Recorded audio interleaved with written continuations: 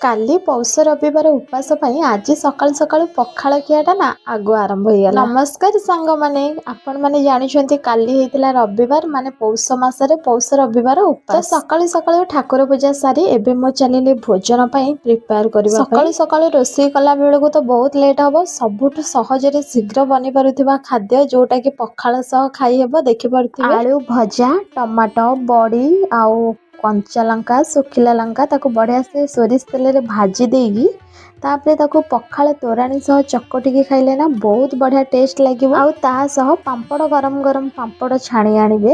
ତାପରେ ଟିକେ କାକୁଡ଼ି, କଞ୍ଚା ଲଙ୍କା, ଶୁଖିଲା ଲଙ୍କା, ପିଆଜ, ଟମାଟୋ, ମିକ୍ସଚର ସବୁ ପକେଇକି ବଢ଼ିଆ ସେ ପାମ୍ପୁଡ଼ି ମସଲା ବନେଇଦେବେ।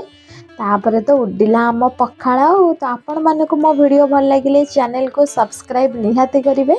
ଏବେ ଆମେ ଚାଲିଲୁ ଖାଇବା ପାଇଁ। ଆଉ ଆପଣମାନଙ୍କର ଶୀତ ଦିନେ ସକାଳୁ ସକାଳୁ କ'ଣ ଖାଆନ୍ତି ନିହାତି କମେଣ୍ଟରେ ଜଣାଇବେ। ଜୟ ଜଗନ୍ନାଥ।